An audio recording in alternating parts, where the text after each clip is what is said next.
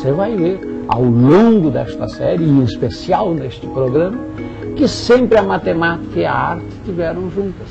O homem fez arte usando matemática. O homem construiu matemática observando as artes, o senso estético. Esta beleza, por alguma razão, em algum lugar, foi seccionada. Hoje há quem pense assim, nossa, um programa de matemática e arte, o que uma tem a ver com a outra? Tem muito. Tanto é que hoje o artista que faz arquitetura precisa da matemática para calcular. O matemático, ao criar teorias, no fundo faz uma análise. E elas têm que ser belas, além de úteis. Arte e matemática. O matemático e o artista andam de mãos dadas.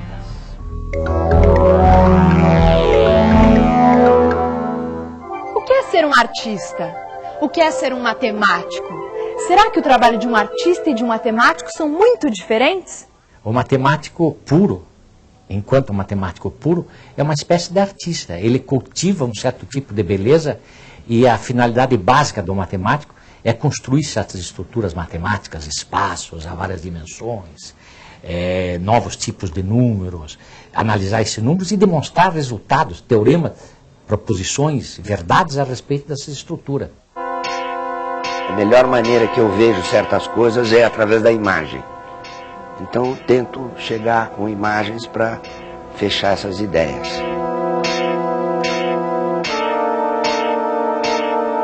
O quadro é uma coisa que desenvolve sozinho. Você que acompanha o desenvolvimento. Se eu começar a dar muito palpite no quadro, vai ficar uma porcaria. É a melhor ferramenta do artista, a intuição. Ele nem sabe quando ele usa. Mas ela acerta na frente e você segue, não hesita. A maioria das pessoas tem intuições formidáveis, mas será que é? Será que não é? O artista, quando ele tem intuição, ele mergulha, pum, e dá certo. Nem sempre, mas a maioria das vezes. E quando não dá certo, você não ouviu a vozinha dela direito, entendeu? Intuição matemática é mais ou menos como a intuição feminina. É algo que uma mulher vê coisas que a gente, em geral, não vê. E o matemático puro, o bom matemático puro, ele vê além das aparências, vê além das formas imediatas. E é assim que ele faz as grandes descobertas. Uma coisa que me impressiona nos matemáticos é o uso da palavra beleza. A matemática é uma ciência que tem um certo tipo de beleza. Uma beleza diferente, por exemplo, da beleza da música ou da beleza da pintura. É a estética do raciocínio. O raciocínio pode ser de uma beleza extraordinária, como é que ele é construído para chegar em determinadas conclusões. A matemática, sobre certos aspectos, ela mostra que por trás das aparências, que é o que a gente vê, tem uma coisa invisível, que por meio dela a gente também pode ver. O ser humano, de um modo geral, ele respira matemática, embora não tenha consciência de que ele esteja fazendo matemática, às vezes, da mais profunda e mais interessante possível. Hoje em dia parece que o trabalho de um artista e de um matemático são coisas totalmente separadas.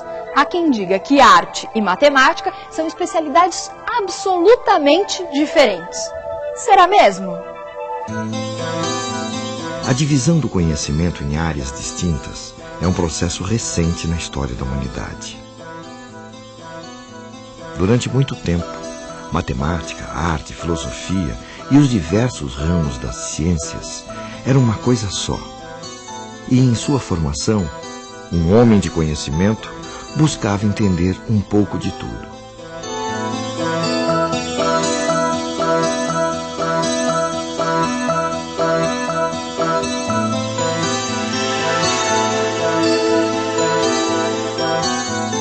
Era o caso do grande Leonardo da Vinci. Ele ficou mais conhecido como pintor por conta de algumas obras geniais que produziu. Qual o quadro mais famoso do mundo? São vários quadros famosos. Por exemplo, Mona Lisa, né? Pra mim é Mona Lisa. Mona Lisa. Sei lá, Mona Lisa.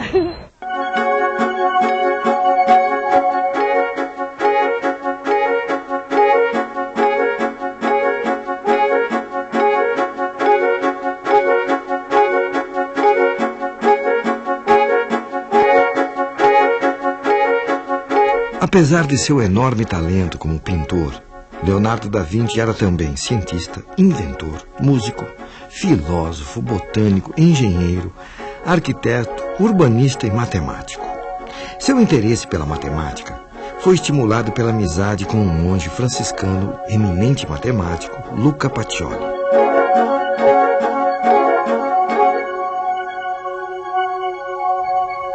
Em aproximadamente 1497, Leonardo e Pacioli, que vemos aqui neste quadro ao lado de um dos seus alunos, trabalharam juntos na realização do livro A Divina Proporção. Pacioli elaborou e demonstrou sistemas matemáticos baseados em modelos clássicos para atingir a beleza ideal, e o livro foi lindamente ilustrado com desenhos de Leonardo da Vinci.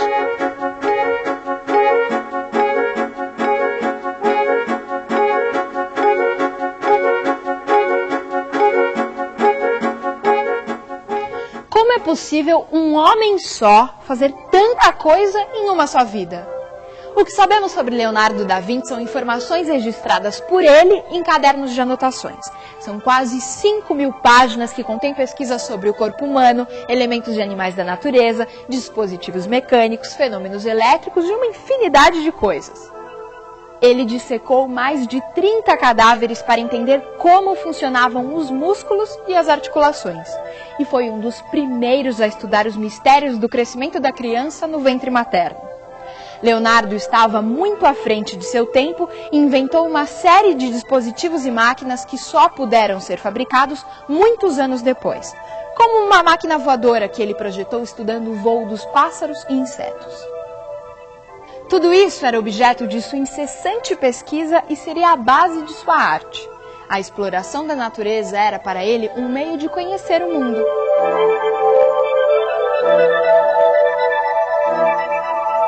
Então eu acredito sinceramente que se Leonardo da Vinci vivesse entre nós, ele estaria usando tudo que tem de mais novo, interessante, tudo, porque ele era um pesquisador. Quando você pensa que aquela Santa Ceia lá em Milão não está seca até hoje, que ele fez uma mistura lá experimental e os restauradores é que pulam para tentar manter aquilo como patrimônio da civilização, né? Leonardo da Vinci uniu como ninguém arte e ciência. Ele viveu em uma época de grandes transformações chamada de Renascimento. Mas por que o nome Renascimento? Renascer significa nascer de novo ou ressurgir. Mas renascimento do quê? Os italianos que viviam por volta do século XV acreditavam que a arte, a ciência e a erudição tiveram seu auge na época clássica da Grécia e de Roma Antiga. Seus desejos eram fazer renascer uma época de prosperidade, harmonia e beleza. A cidade de Florença era o centro desse sentimento de renovação. E foi lá que um grupo de artistas se dispôs a criar uma nova arte que valorizasse o homem como centro e medida de todas as coisas.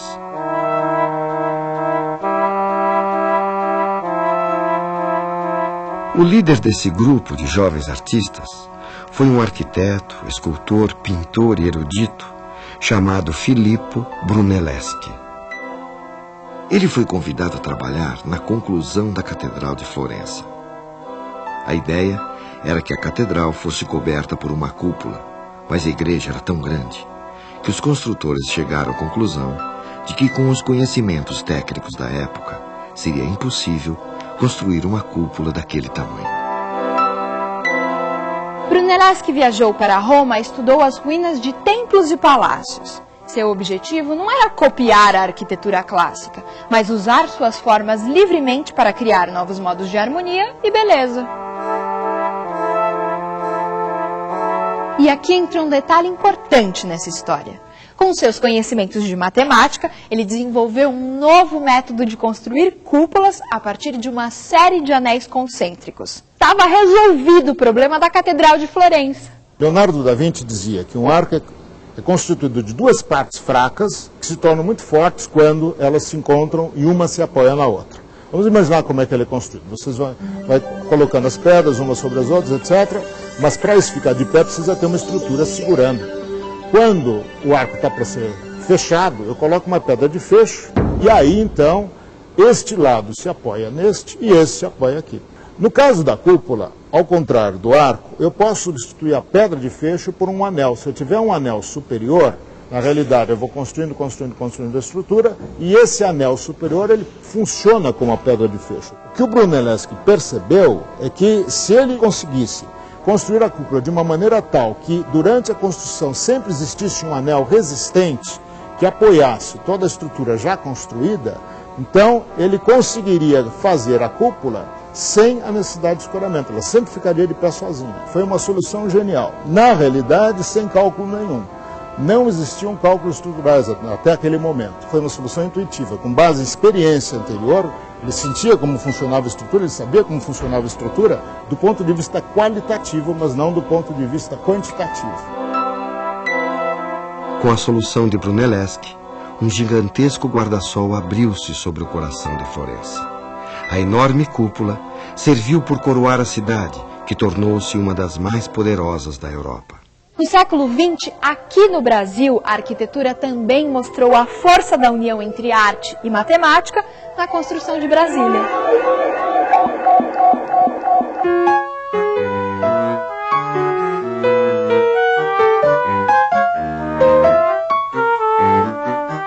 A cidade foi concebida pelo urbanista Lúcio Costa e os edifícios projetados por Oscar Niemeyer, um dos mais importantes arquitetos do século XX, com obras famosas em vários lugares do mundo.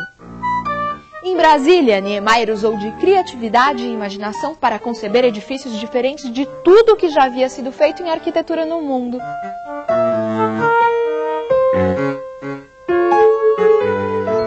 E mais uma vez a arte se aliou à matemática e a poderosa imaginação de Oscar Niemeyer encontrou os cálculos precisos de Joaquim Cardoso. Os cálculos de Joaquim Cardoso viabilizaram a arquitetura de Niemeyer com as suas formas delicadas e marcantes, estruturando os prédios como se estivessem suavemente pousados no solo.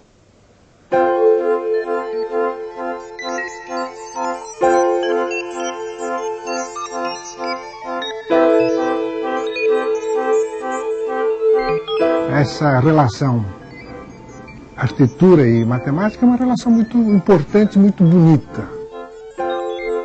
Não existe arquitetura sem forma, né? E esse limite da forma é possível de se conseguir com a matemática. Então cabe a nós mostrar a ele o que ele precisa para transformar aquele sonho numa realidade. Essa delicadeza da curva, essa sensibilidade da outra curva fizeram com que o projeto do Oscar conseguisse se materializar de uma forma muito elegante, muito poética e muito forte lá em Brasília, graças ao auxílio do cálculo de Joaquim Cardoso. Eu me lembro que parece que uma forma assim não tem problema, mas eu me lembro quando o Joaquim Cardoso, que era o calculista, um homem muito inteligente, ele telefonou um dia para mim: Oscar, consegui a tangente que deixa solta essa forma diferente.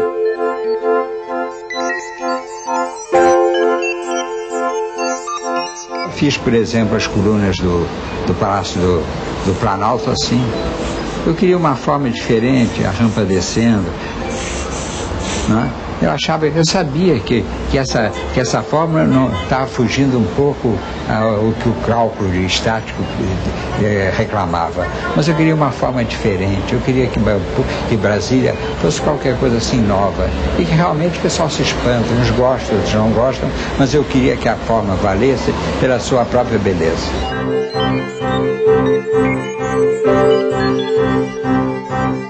De tão inovadora, Brasília foi consagrada como patrimônio cultural da humanidade e é hoje uma referência universal de nossa civilização.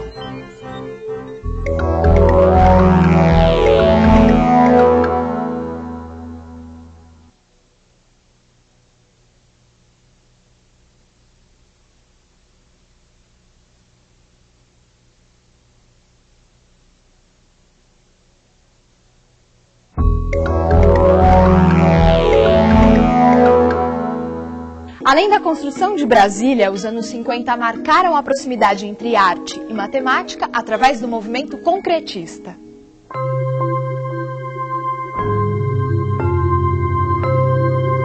Brasil vivia naquela época uma fase de desenvolvimento industrial, com a produção de bens de consumo em larga escala e a chegada das fábricas de automóveis. Eram tempos de crescimento e euforia. Impulsionado pela agitação na sociedade, o movimento concretista se empenhou em inovar a produção artística, buscando uma nova linguagem visual associada à estética industrial. Como eram os trabalhos concretistas? Qual a relação entre arte e matemática no concretismo?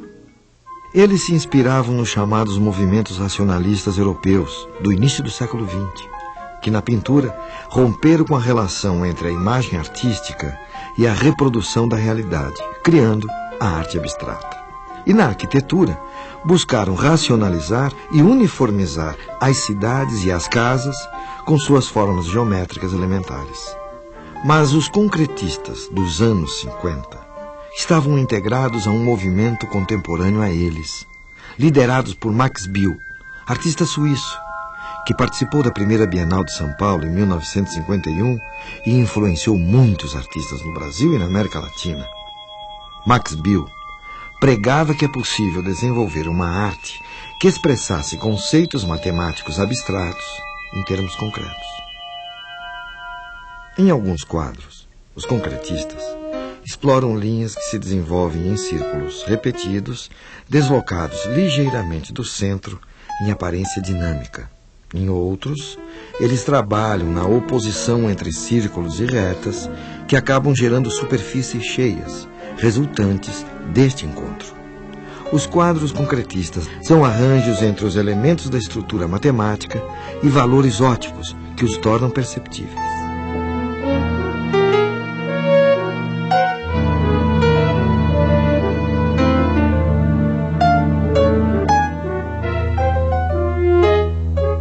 Os ideais concretistas também se expandiram para a poesia. O movimento pretendia libertar a poesia de sua limitação literária e integrá-la a outras formas de arte. A trocado capacausti, duplelasti feriferofuga história, loco lubrimendi multiple organi periodi plasti publi, rapa reciprorusti saga simplite na vela vera viva, unívora, cidade. City, cité. Haroldo de Campos, Augusto de Campos e Décio Pinhatari foram os líderes da poesia concretista brasileira. Lígia, fingers, ser, digital. Tedatila, grifo.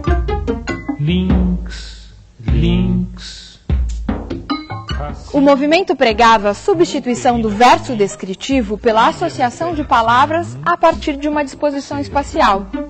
Quando zolanguezou, Lídia, la sera, sorella, so only, lonely,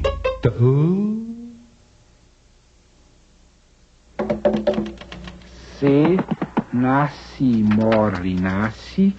Morre, nasce, morre, renasce, remorre, renasce, remorre, renasce, remorre, re, desnasce, desmorre, desnasce, desmorre, desnasce, desmorre, nasce, morre, nasce, morre, nasce, morre, se, re. O poema passa a ser matematicamente planejado, incorporando a racionalidade construtiva no processo criativo.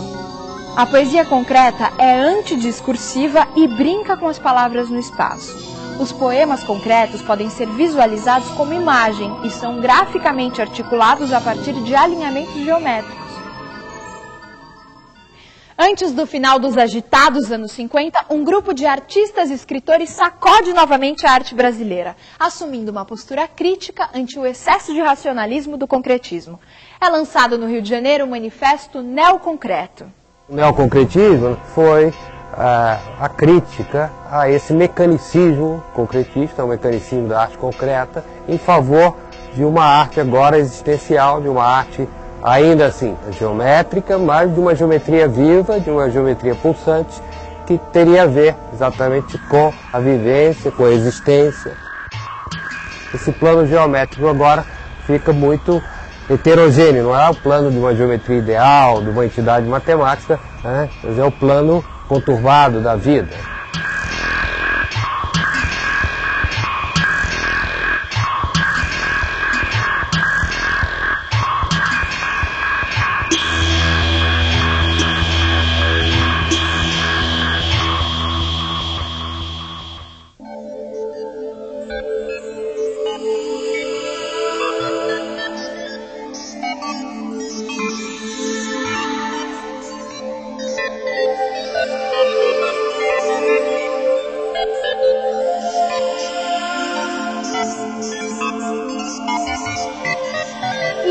polêmicas da arte, Valdemar Cordeiro começou a investigar, em 1968, o uso da tecnologia na arte, partindo para a exploração criativa do computador. Pintor, paisagista, arquiteto e teórico, Valdemar Cordeiro era uma personalidade polêmica e marcante. Juntamente com matemáticos das universidades de São Paulo e de Campinas, realizou trabalhos pioneiros usando modelos matemáticos para transformar imagens por meio do computador.